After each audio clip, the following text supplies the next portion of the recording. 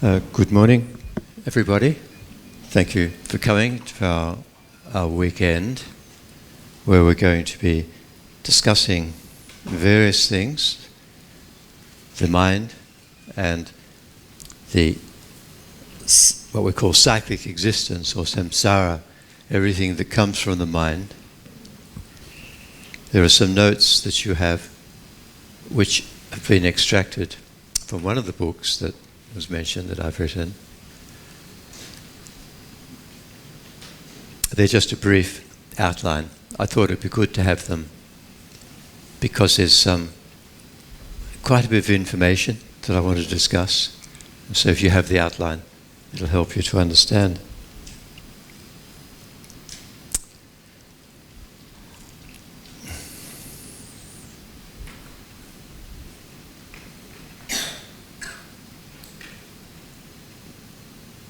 So normally, before a Dharma talk, we would say some prayers in order to place our minds in a very appropriate attitude or state for engaging in the activity of discussing the Buddha Dharma.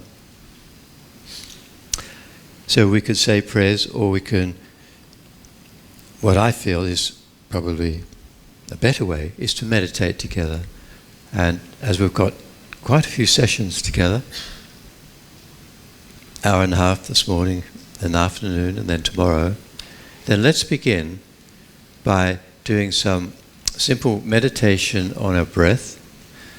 And during the meditation, we'll establish our minds in a positive, constructive motivation for discussing Dharma this weekend. Excuse me for sitting in a chair, but with age, one's joints become a little bit frozen up, and my hips don't like sitting cross-legged for too long. So I'm obliged to make a concession to age and sit in a chair. Of course, Maitreya Buddha sits in a chair, but for an entirely different reason. It's said that he's shown to be sitting in a chair because it means he's ready to stand up and become the next wheel-turning Buddha to help sentient beings. I wish I could say that I were in a similar situation, but unfortunately not yet. Okay. So, as I'm sure you've been instructed in the past to meditate, we first check our physical posture, make sure we try and feel comfortable, keep our back straight,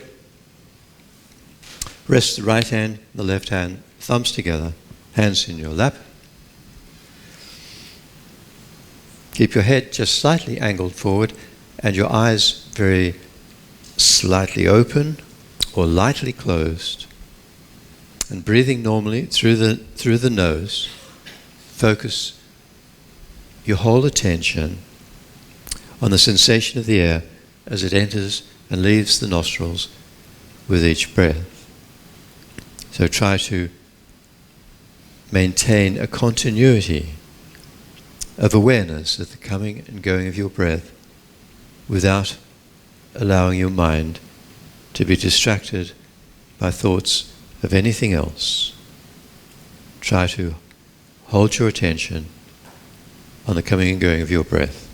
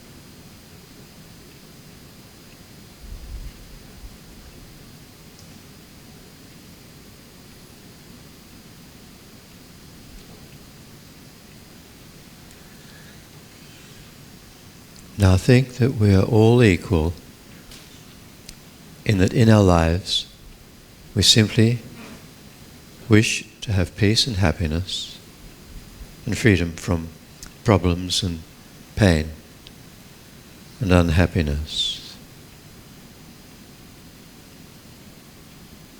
Not just humans, but every animal, every bird, every insect, every being reborn in other states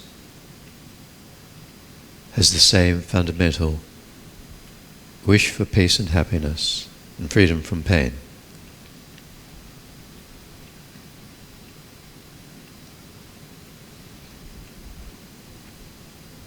Our society has evolved through individuals trying to establish those goals for self and for others.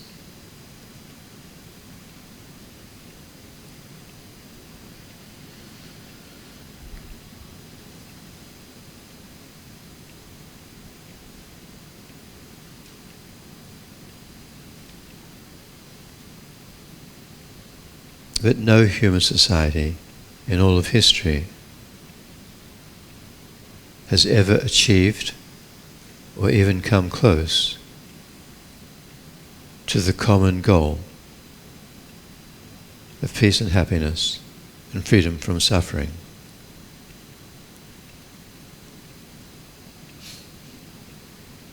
And the Buddha explained why.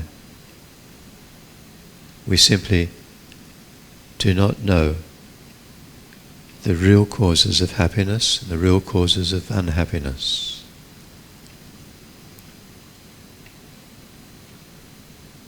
We believe that the sources are outside, external, from our mind.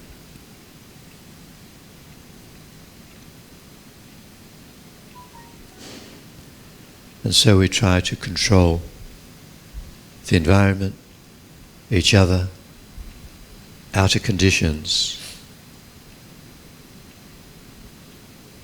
But our attempts are constantly frustrated.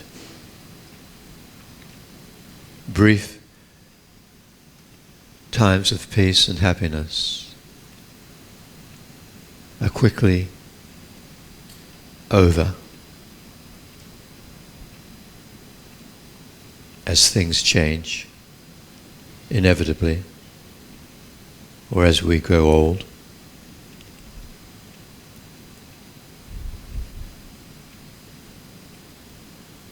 And most of us die with a sense of disappointment in having not achieved our ideals in life. Nevertheless, we invest our hopes in our children,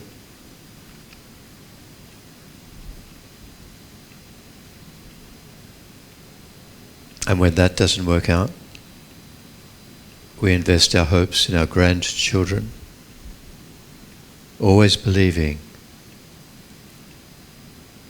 somehow they can achieve the peace and happiness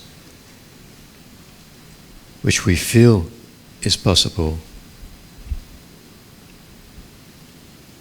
but we're not able to achieve it ourselves.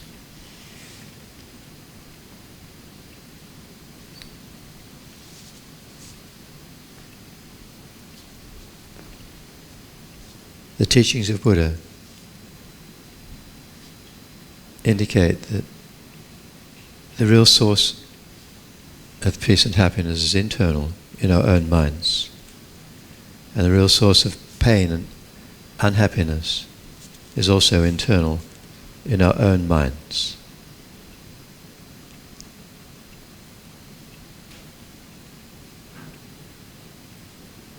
We cannot put the outer world into order,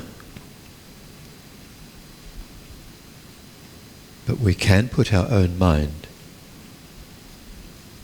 into order and achieve the happiness and peace that we instinctively know is possible.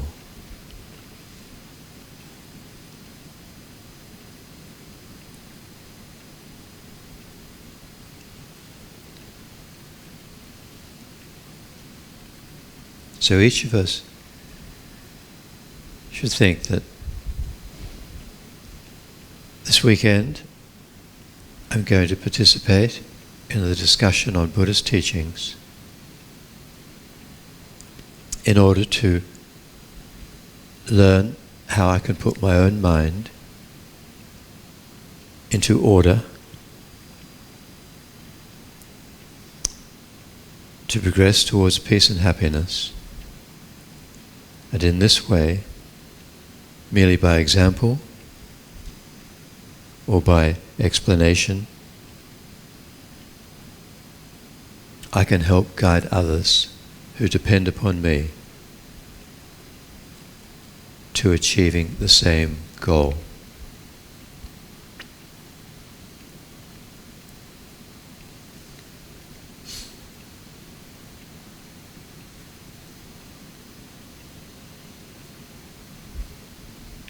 So generate your mind in the aspect of universal love, wishing to make others happy and delighting in their happiness and freedom from pain.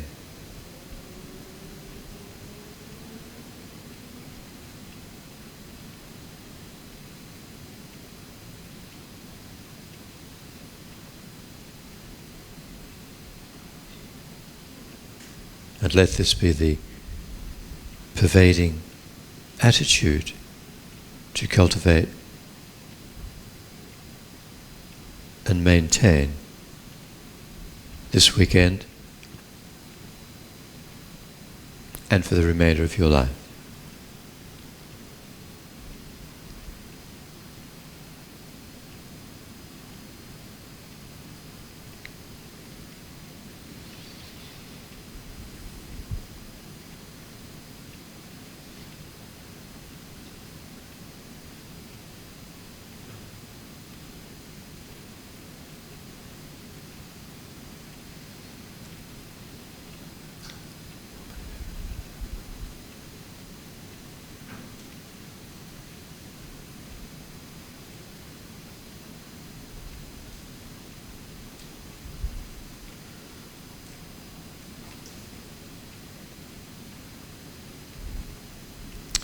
Now you can relax.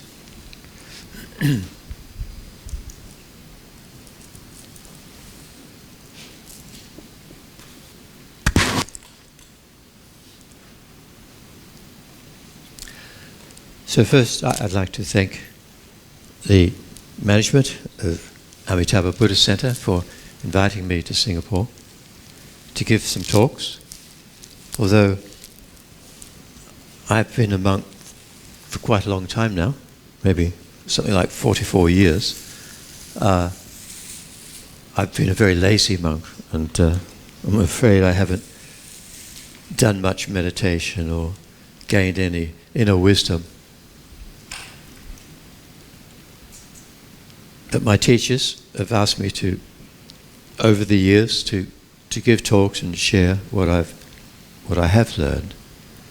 And so I'm happy to follow their instructions and be with you this weekend.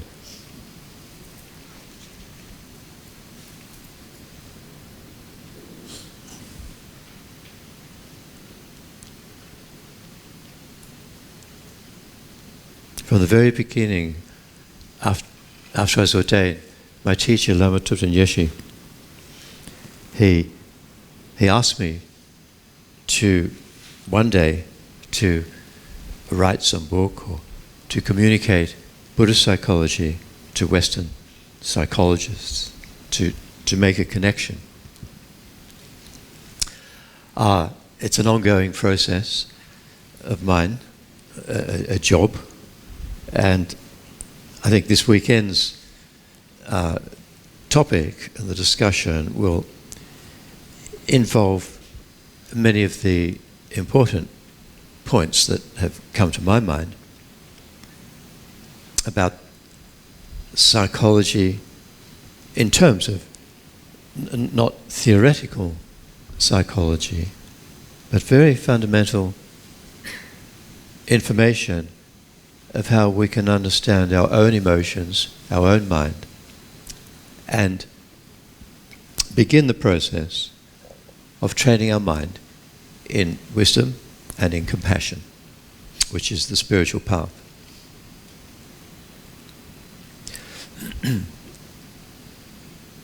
So it begins with Buddha's, and as in the notes, Buddha presented in a very simple way how things exist.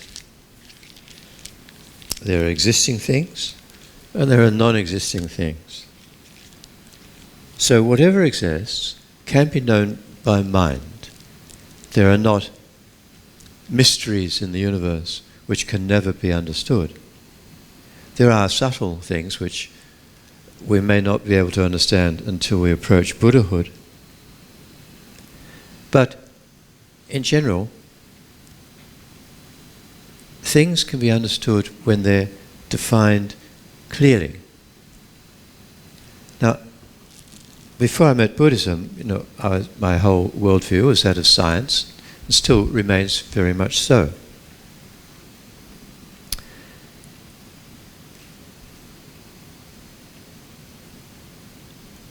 There's a difference in the approach between Buddhism and science. In science, we use terms like mind and space, and then we try to discover what they are. Still, in Western psychology, there is the term mind is used, but there's no definition of what it means. And so many different psychologists, psychiatrists, they have different idea of what they're talking about when they use a term mind. So fundamental. And space too. Physicists use the term space, but they have no idea they don't have a definition of space. Therefore, it evolves. The understanding is approaching something, but because no two individuals really have a commonly agreed upon description of the meaning of the term space, then it becomes very vague. In fact, I'm reading a book on quantum physics at the moment, and I'm totally lost in what space is from the scientific point of view, as is the writer, who at the end says, I think this is what space and the other things he's talking about, what they are, but I'm not sure. So, it's a reasonable approach, but it's not clear. Buddha was so clear in the beginning. He said, this is how things exist. So, whatever exists belongs to one of two categories. There's a category of things which change moment by moment, and things which don't change moment by moment. So, all existing things are one of those two categories. In our translation into English, we use the term permanence for things which don't change moment by moment. Permanent sort of has the connotation of lasting forever and ever and ever. But the point is, permanent things can come to an end, but during their existence, they don't have this change, this subtle moment by moment change. So, the impermanent things do. In fact, the book on quantum physics that I'm reading strongly presents that point. Whatever exists in the physical realm is constantly changing moment by moment. No, this is not Buddhism, this is nuclear quantum physics. No phenomenon exists in its own right of itself. And also, the conclusion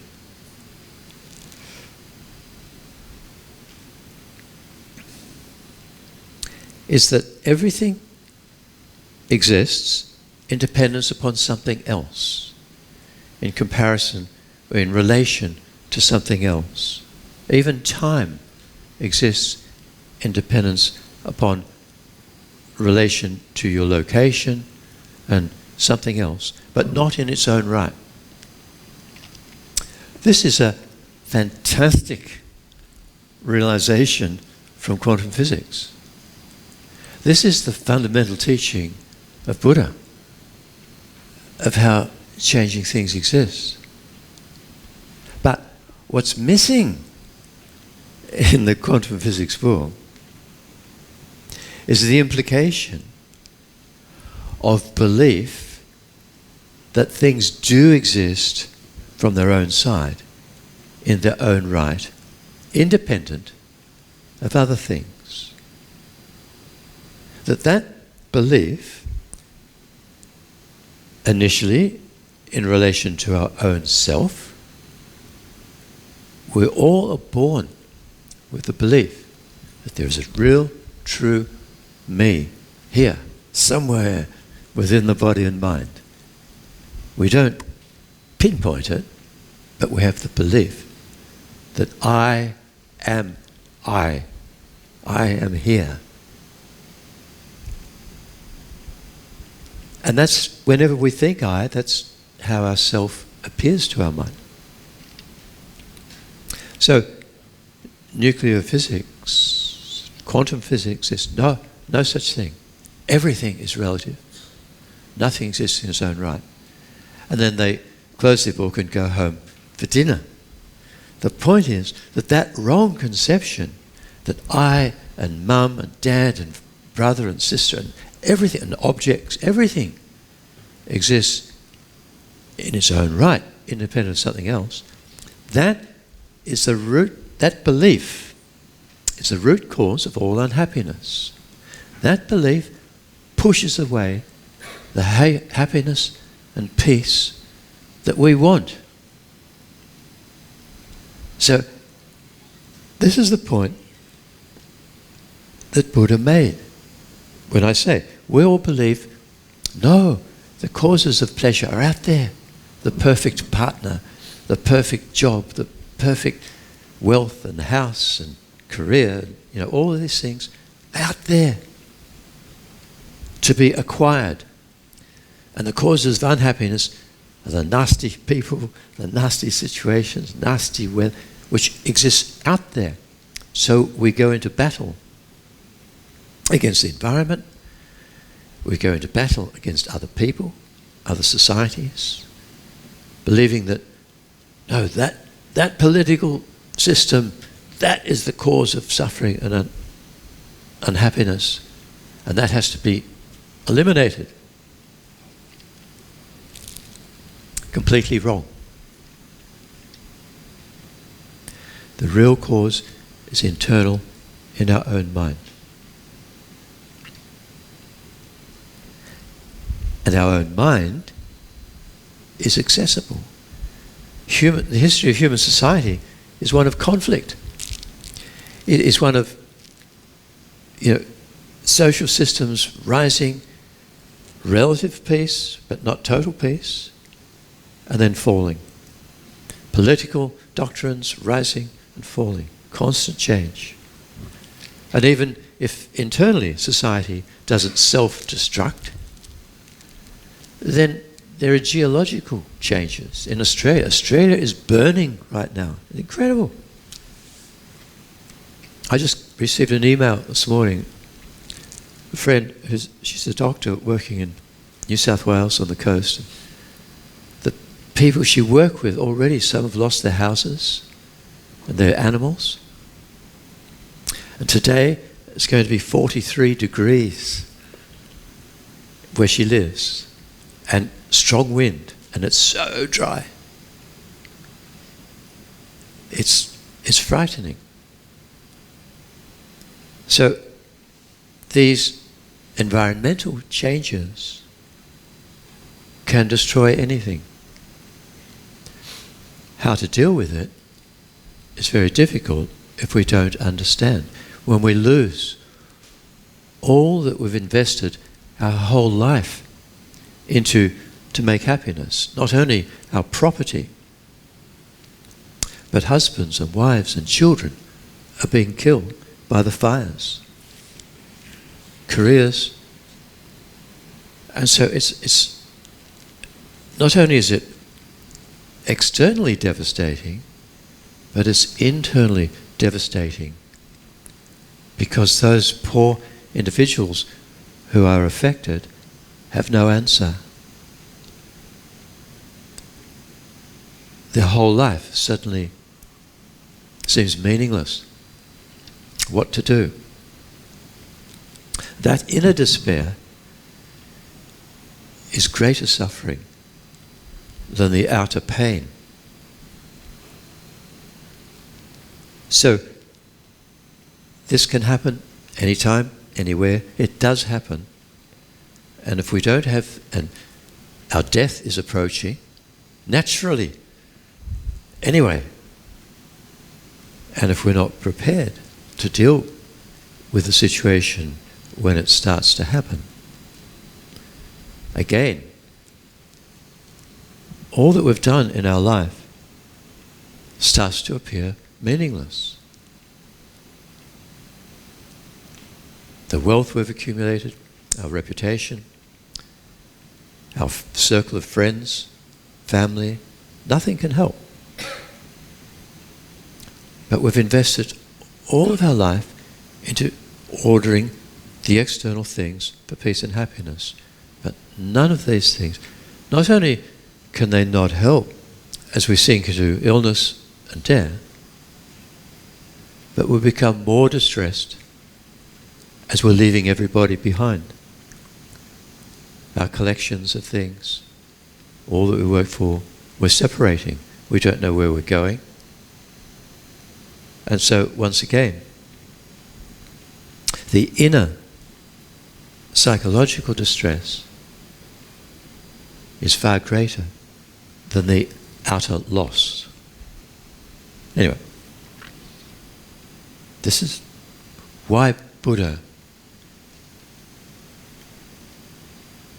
had such great love and compassion, having recognized the reality of the mind and the mind's influence on our happiness, unhappiness, our life, how important it was to explain this to others, and how fortunate we are that so many great practitioners from the time of Buddha have maintained the transmission of the teachings of Buddha in India, in Tibet, in Southeast Asia, in North in Mongolia, and so on.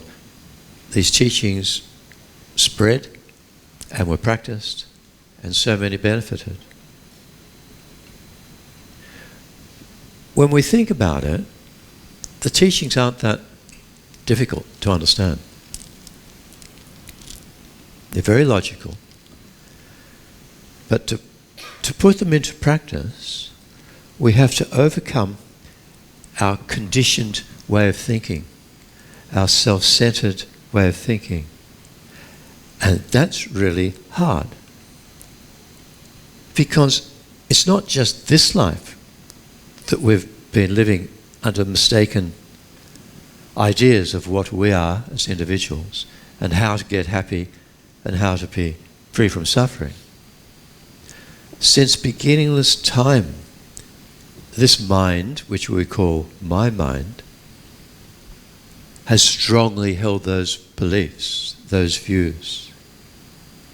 And so we weren't born with a mind which was a clean slate. Our mind brought with it so many thoroughly ingrained preconceptions about self and reality. And to overcome those preconceptions and internalize the Dharma, to change our mind, is difficult. Our mind resists. We place our whole self-image, our self-confidence, our whole purpose for life upon these mistaken concepts that were, not only were we born with them, but they've been reinforced during life by society. Not brainwashing, or deliberate indoctrination. It's just that everybody has a mistaken view, and others do it, and we see we're fed the films and so on television, and we see stories of others, and then advertising agencies insist, my product is real happiness, you must buy my product. And we believe it. Again, I don't think it's a malignant intention to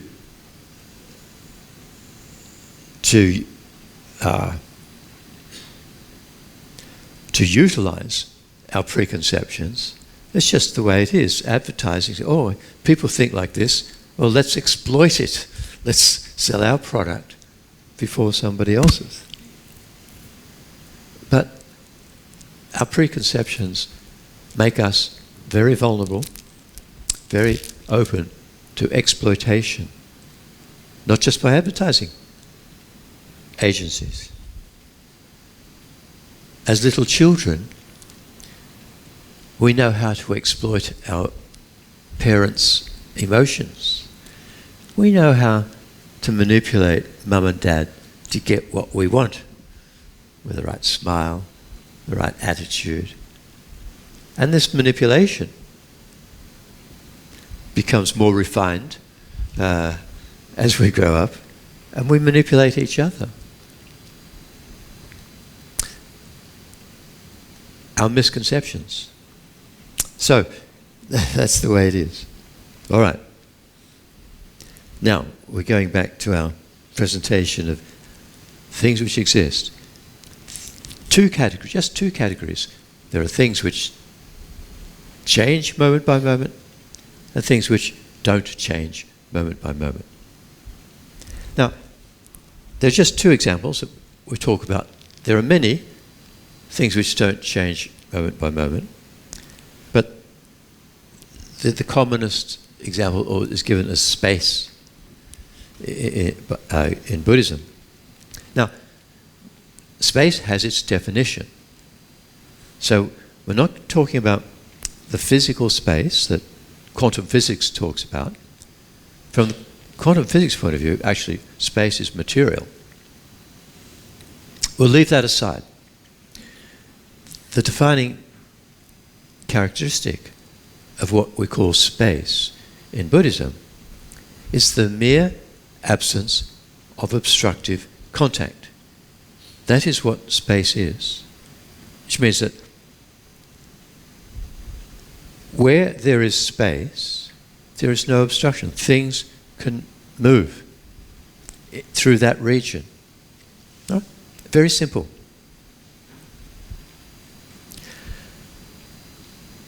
We know that this Earth is spinning on an axis. We know the Earth is rotating around the sun. We know that the whole solar system is spinning around the center of the Milky Way galaxy. And we know that the Milky Way galaxy is speeding through space at an incredibly rate, expanding. There is so much movement which we're really unaware of. When we see the morning and the afternoon and the evening, we realize, there is something happening. And ancient times we thought the sun moved around the earth. But it's not like that. So, my point is that even this room is in a totally different space. We're probably thousands of kilometers away from where we were at 10:30. Because there's space. The mere absence of obstruction. You say, well, and space pervades everywhere. You say, well, there's no space here because I can't put my finger through the cup. But there is space because otherwise the cup couldn't be there. And this cup, like you and I, is doing all those motions. So that's simple. That definition of space, we don't need mathematical formulae. This quantum physics is unbelievable mathematics to indicate space, you know. It's just something very logical. So that doesn't change moment by moment. All right? Now, during these discussions, you're welcome at any time to put up your hand and say, you're wrong. Well, ask any question. Please do. I said to the group on New Year's Day that when I was in Taiwan, and I was teaching there for 2 years, and my teacher, my translator, was Huang Chunru, who you may have met. She was here. She did the gold gilding of the Chenrezig statue. She told me that in all her years in high school and university, she had never asked a teacher a single question because it wasn't done culturally. So we've got to ask questions. Now, Buddha said, don't accept what I say just because I'm who I am. You must question. You must check up. You must think about it and see how this information fits with your own experience. All right. So, space, is that okay? The mere absence of obstruction.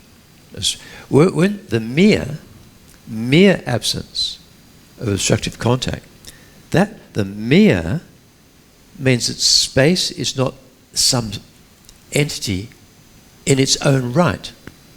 There's not some stuff which is space.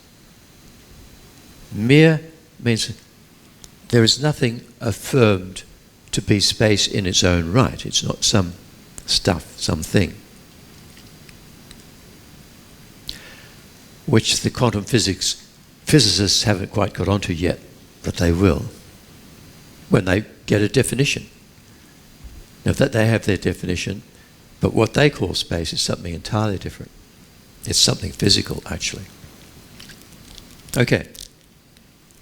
Another thing which changes doesn't change moment by moment is our own ultimate nature, our emptiness of inherent existence.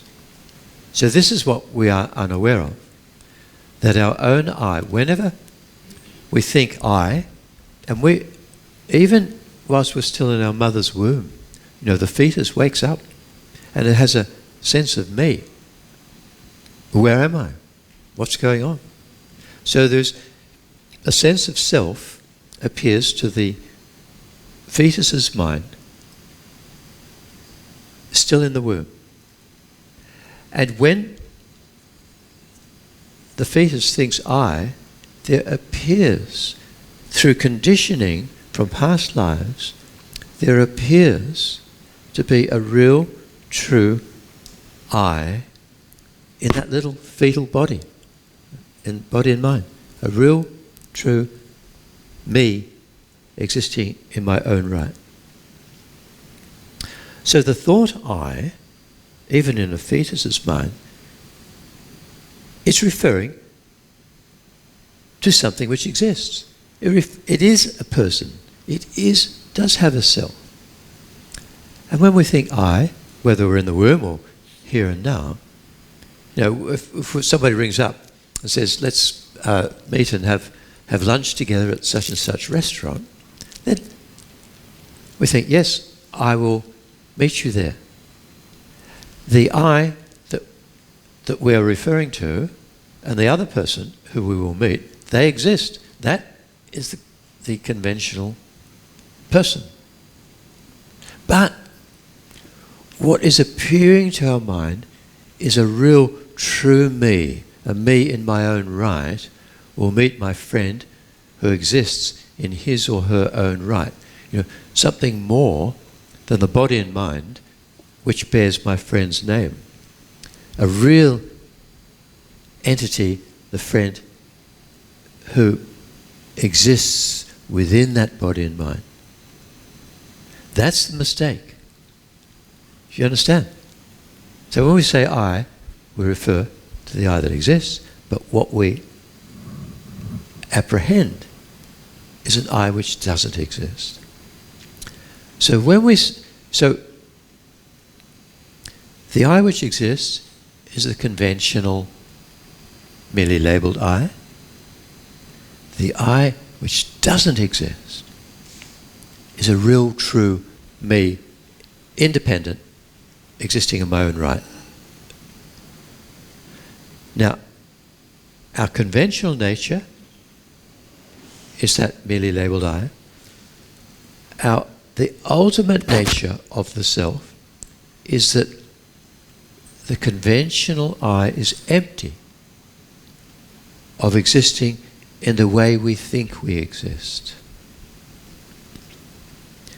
It doesn't mean that there is no me who will meet my friend at the restaurant. It means that there is no inherent me, inherently existing me. In other words,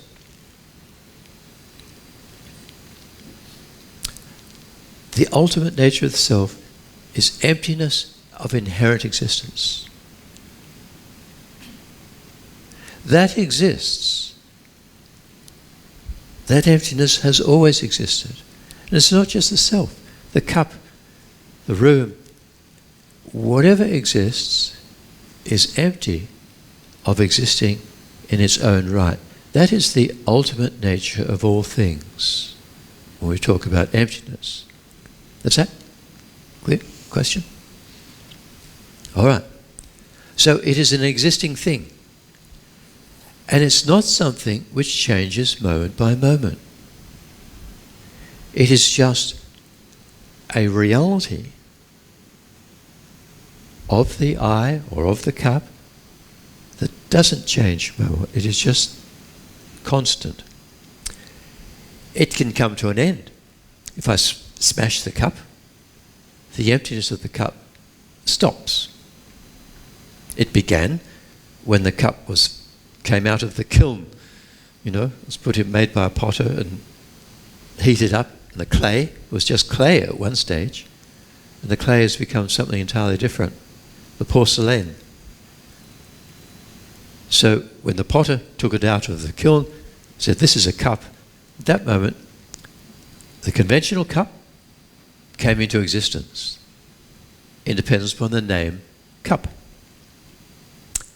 And at that time, the emptiness of cup came into existence.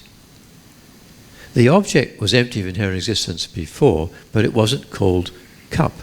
It was only called cup when the potter said, "This is a cup." And the same with us. Whatever our name is, English name, John, all right. Parents, Mr. and Mrs. Smith, have a baby,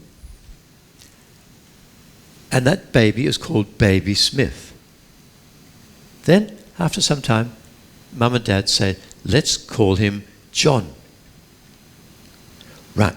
With that mental decision to call their baby John, at that moment, the person, John Smith, came into existence. John Smith, for this particular John Smith, probably many John Smiths, this particular John Smith did not exist prior to the moment the parents gave it the name. There was Baby Smith, but it wasn't John Smith. Same with us. And at that time, the emptiness of John Smith came into existence. All right. So the ultimate nature, emptiness, does not change moment by moment.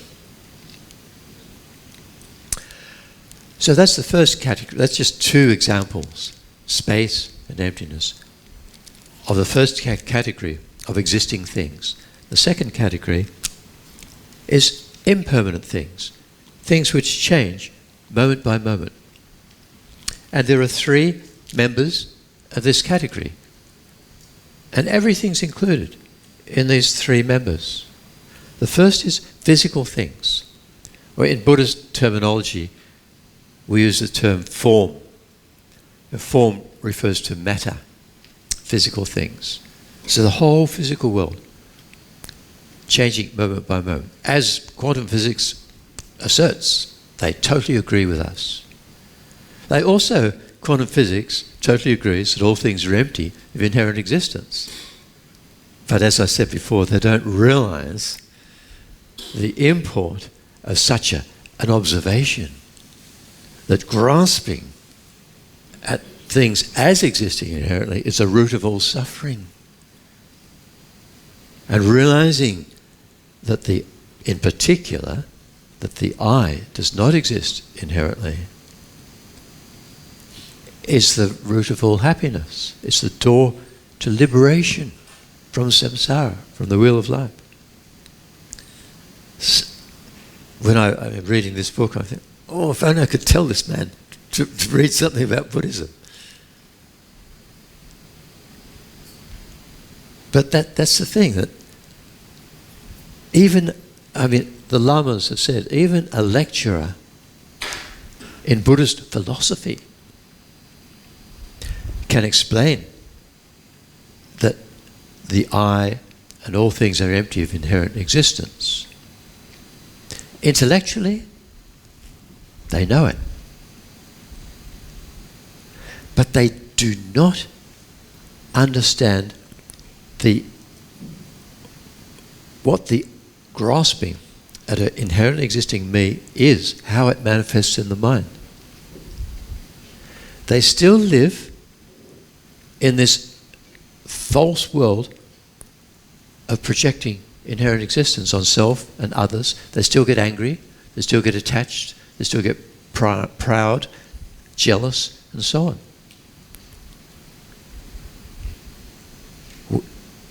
So there's a great difference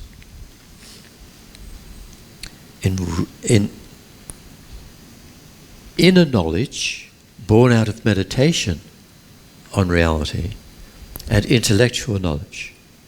It doesn't mean that intellectual knowledge should be thrown out the window. And there are some Buddhist schools which believe that intellectual knowledge is an obstacle to seeing reality, and therefore reject intellectualization. That's a mistake. Yes, in understanding reality, we do need to go deeper than intellectual understanding. But to get there, to get to that deep meditative awareness, we have to overcome our mistaken ideas, our completely wrong conceptions. And the only way that can happen is through correct conceptions, correct intellectual understanding. Then we really know the wrong appearance and the correct view. And then in meditation, yes, the intellectual understanding, we break through for inner realization. Okay. We keep coming back to emptiness. Important subject. So, physical things, changing moment by moment. Then, all mental things, consciousness and mind, are synonyms. So mind is a continuum of awareness, the subjective experience of things. And we have subjective experience of the outer world, independence upon our five senses, seeing, hearing, smelling, tasting, and touching. So, when our sense organs are functioning, we are aware of the various types of sense object. The sixth sense, in Buddhism we call mental consciousness. And that is the realm of our knowledge, our memories, our understanding, our giving names to things, and so on. So, in general, our mind is a continuum of awareness. If we break that down to different types of awareness, the five senses and mental consciousness. So when our mind in general is operating, we are experiencing the world through various senses, and then we're thinking about.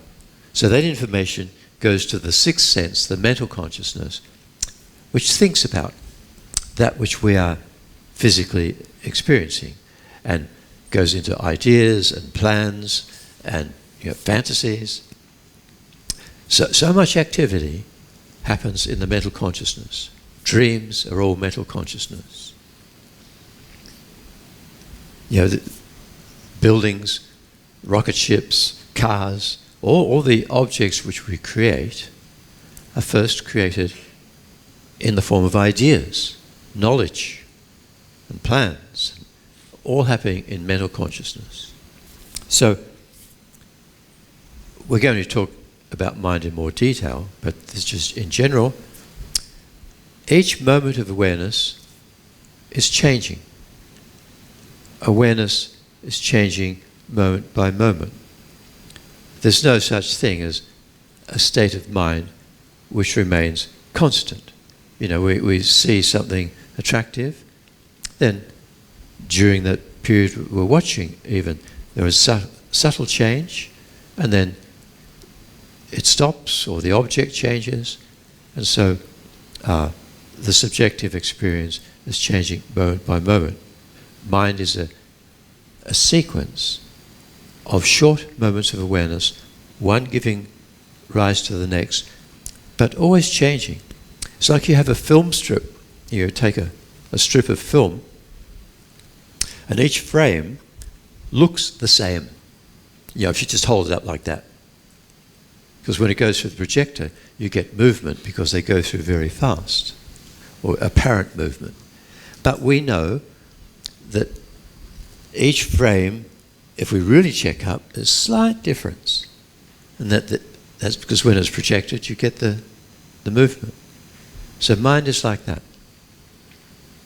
Constant change from one frame to the next frame to the next frame. So that's the second type of impermanent phenomenon. The third, so we've had forms, we've had mind or consciousness. The third is things which are produced, or products, which are changing moment by moment, but they're neither form nor mind. They're neither physical nor mental. And there are two major categories. Here, the first is persons. You are something which is, you are neither your body, nor are you your mind. Nor are you an entity which exists in your own right, totally independent of body and mind. That would be inherent existence. I mentioned in Australia, I was giving a talk a few weeks ago, and I mentioned this category of things which exist but are neither physical nor mental. And a lady asked me, well, can you give me an example of something which exists but is neither physical nor mental? And I said, yes, you. You exist, but you're neither physical nor mental. So how is this? Well, we talked about the baby John Smith. There was a newborn baby called Baby Smith. Right? John Smith did not exist, but there was a body and mind in the cot, wherever it was. And then Mum and Dad said, let's call our baby John. So John Smith came into existence. The person, John Smith. But the body wasn't John Smith. And the mind inside that body was not John Smith. The label John Smith isn't John Smith, isn't the person. But John Smith exists. How? Independence. John Smith, the person, exists in dependence upon the label John and that which is labelled the body and mind. And everybody, they see Mr. and Mrs. Smith, oh, you've got a new baby. Is it a boy or a girl? That's usually the first question. So, oh, it's a boy or it's a girl according to its body. Oh, what's its name? John. Ah, John. So I know the person, this new baby, John. But neither the body nor mind. If the body and mind were already John, the parents wouldn't have had to give a name. This baby would have been John Smith when it was born from its side. But no. It's John, the person John, from the side of the name and that which is named. So, think about it. Not just persons, but everything exists independent upon a label given to a basis. We categorize physical things and mental things in their own group because physical things have, they're composed of physical matter, and mental things are composed of awareness. But persons, and so physical things are merely labelled, and mental things are also merely labelled on a base. But persons, there is no stuff which is a person, no entity at all. But they exist. Conventionally, John Smith exists from the time Mum and Dad give the name, and from the remainder, whenever this person is introduced, here's John. Ah, that's John. And we sign our name John Smith, and like a photograph, oh, that's John Smith, but of course, it's not the image, it's not the body, but that is suitable. That face in the photograph is suitable to be called John Smith because we have prior knowledge. Other people who have no idea who the person's photograph is would not know there's John Smith. It's only those who were informed, who knew beforehand John Smith, so they can identify John Smith in a photograph. Say, that's John Smith. But of course, it's not. That face is suitable to be called John. Very important point. Yes? So this third category, you say, are things produced, changing moment by moment, but are neither physical nor mental. Yeah. Can we say they are then both physical and mental? They are both. Instead of saying neither physical nor mental, Yeah. can we then say in this category they have to be both physical? Well, we can say that this is a physical thing because it's composed of atoms and molecules, and that is like the underlying substance of the cup. And mind is composed of awareness, in moments of awareness. So that's the underlying substance, if you like, of consciousness or mind. But the person, there is no physical composition which is the person. Our bodies are merely the food and drink that we've had. When I was in high school, I think I was taught that every 7 years our body totally, every cell changes. They're constantly being built up and broken down and excreted. So this body is just the transformation of the food and drink and air we've breathed. It's not me. And the mind is constantly, the eyes are constantly seeing different things, hearing, smelling, tasting, emotions changing, knowledge changing. There's nothing within all this awareness which is the person, me. So no, we can't say that the person is both body and mind. It is neither body and mind. All right. Oh, good question. Good to think about. But people think, no, I'm here. You know, we really want to cling to this idea of the real me. Yeah. Where is our mind? Where is our mind? Ah, another good question. Mind is not physical, right? So we can talk about physical things. Where's the cup? The cup's on the table. The mala is on the table. But mind not having any physical characteristics cannot really be given a physical location.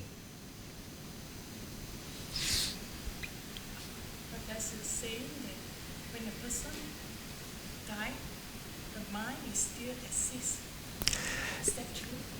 Well, yeah, we'll come to that scientific idea of mind. In the Abhidhamma, Buddha taught that mind pervades the whole body except for the hair, well, I haven't got any, the hair and the fingernails and toenails. Which means that our whole body is associated with our human consciousness in general.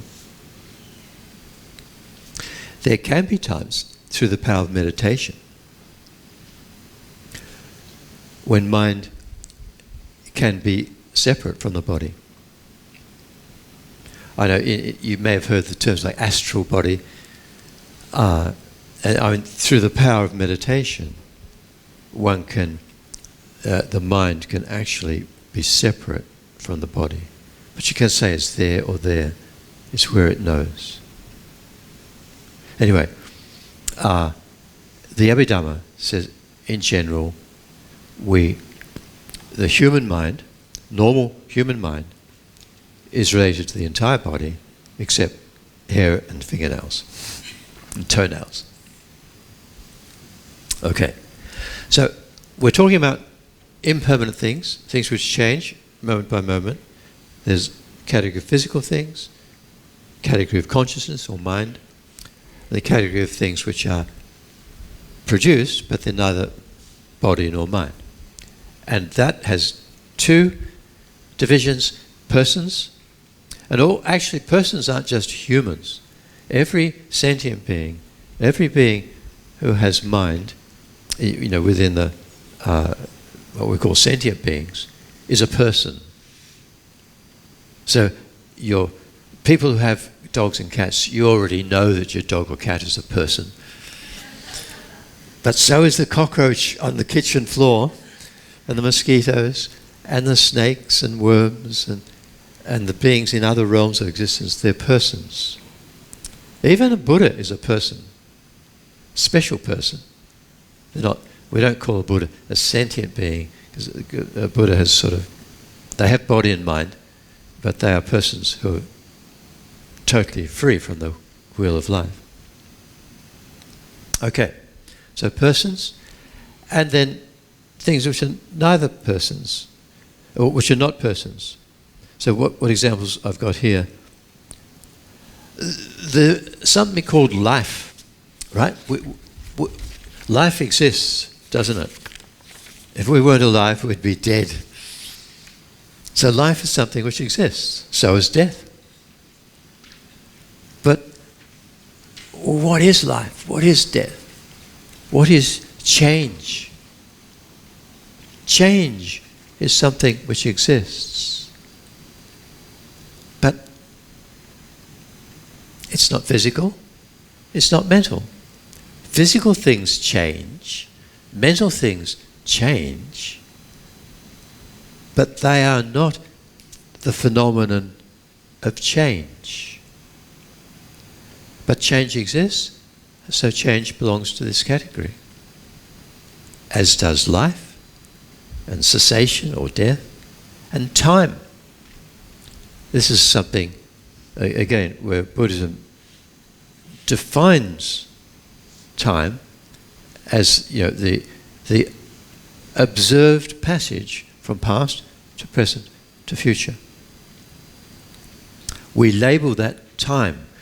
We observe the daylight and night, and we call that day, and this night, and then we divide the day up into 24 hours, and each hour into 60 minutes, and then 60 seconds. It is purely, we designate, we observe change, and on top of that change, we label year, month, week, day, hour, minute, second. So time is merely imputed upon the observed change from past to present to future. Very simple.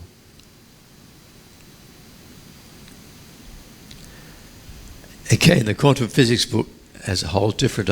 Actually, the final chapter of the book I'm reading, the writer, he agrees. Time does not exist in its own right. Time is just a convention, and Isaac Newton and other great physicists, Einstein, incorporated time into their equations, but that does not give time any substantial existence. Okay, I won't go any more into that one. But time exists.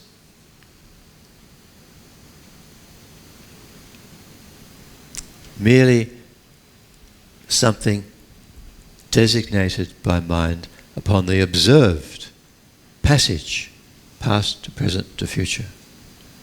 There's nothing that's time in its own right. Okay, so there are other members of this category, like number, and even region. Like we can say, this region is seaside. This region is mountainous. This region is plain, and so on. So those regions exist, but there's nothing which is seaside in itself. There's nothing which is mountain or mountainous in itself. There's nothing which is plain in itself. Okay. So that is the first important topic for this weekend, to categorize everything that exists as being something which is either unchanging, permanent, which is changing. If it's changing, it's one of those three categories.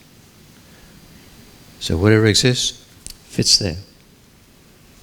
And we're going to go into more detail about mind, and then the three realms of birth, so according to the notes which you have. So we have a few minutes left. Is there any more discussion on these particular points? Yeah. So are there only two examples Are there? Are there only two examples of permanent things? No, many. So it seems like change might be an example. I know change changes all the time, but the concept of change is permanent, right? Well, when we change itself, not the concept of change, but change itself by definition is change. Because change is given to things which we observe, like physical and mental things which we see are changing. They have this quality of change. So the phenomenon of change, or its very name, is changing. The concept, now that's something else. All concepts, every concept, a concept is an idea. It's a thought of something. Whenever we think of something, not only are we thinking of the object, but we have a mental picture, a mental image of what we're thinking about. So, if you think of, or anything, your own self or your mother, your father, when I say think of your mother, then your thought is referring to your actual mother. But if we really check up, there's an inner picture, an image of our mother associated with that concept. That mental image does not change moment by moment. That is another example of a permanent thing. It comes into existence when we start thinking about mother, and it ceases when we stop thinking about mother.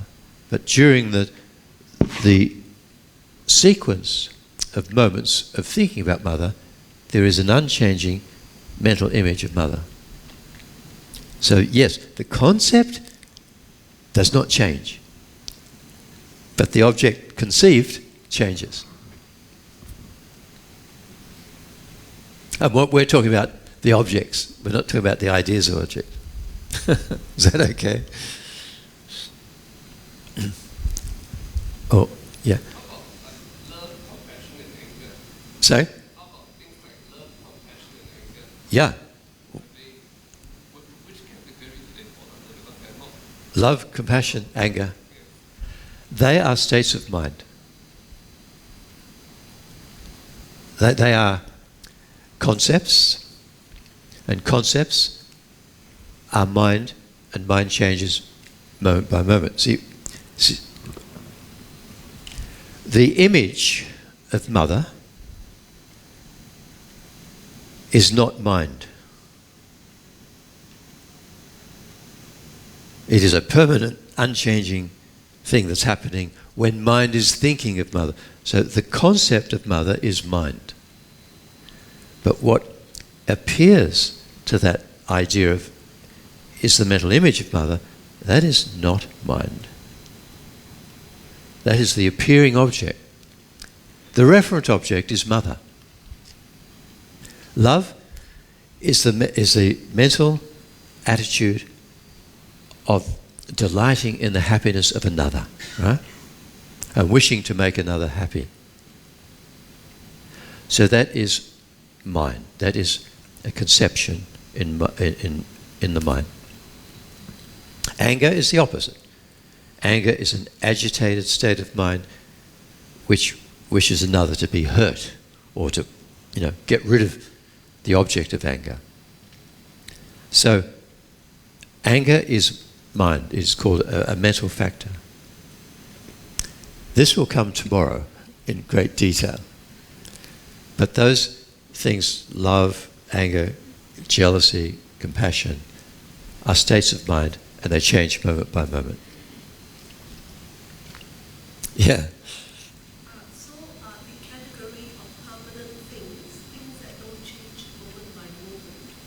Did I get it right that you said permanent things can come to an end? Permanent things Can come to an end. come to an end, yeah. Yeah. So space can be ended. Yes, they have a beginning and an end.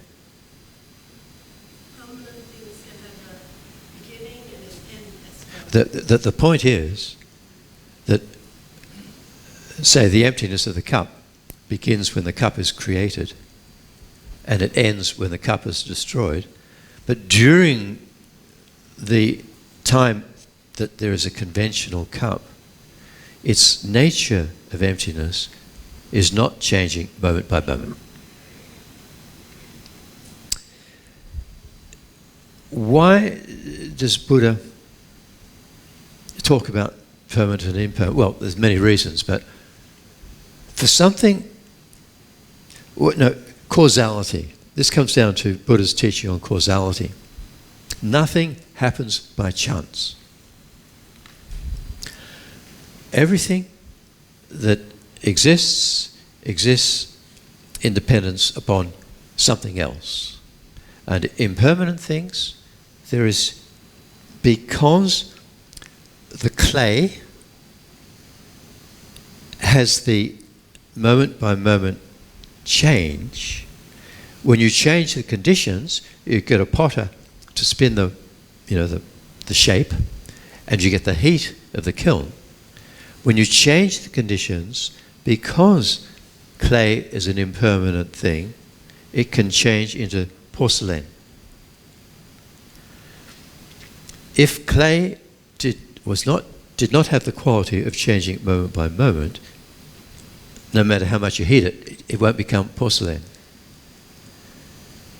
The porcelain also is changing moment by moment.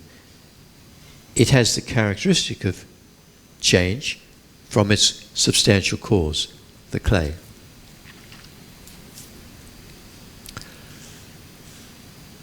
Does that cover the question? Permanent things cause as well. Well, yeah, there's causality. And this comes into play when we talk about karma. The karma is a cause and effect sequence, that there is no such thing as happiness arising without a cause. No such thing as pain or sadness arising without a cause. And there is causes and there are conditions. So we believe that the conditions are the primary cause, that no, it is the person out there that I love and I want that person to love me. That then my happiness comes from that person admiring me, praising me, loving me. So I can't be happy unless this person reciprocates my affection for them. Right? Impossible. And if we're rejected, we commit suicide. Because we think we can only be happy if that person loves me. So sad. I mean, that's an extreme example, but it's not uncommon.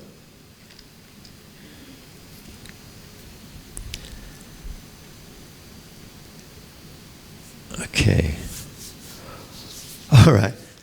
So maybe we could stop for now and we can have lunch and we'll continue after lunch. There's quite a lot to talk about, actually, but I've got tomorrow as well. So in this morning's session, I've spent a lot of time establishing the ground upon which the latter discussion will depend.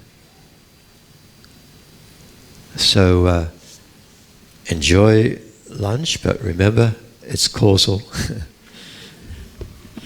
And I'll see you after lunch. Thank you.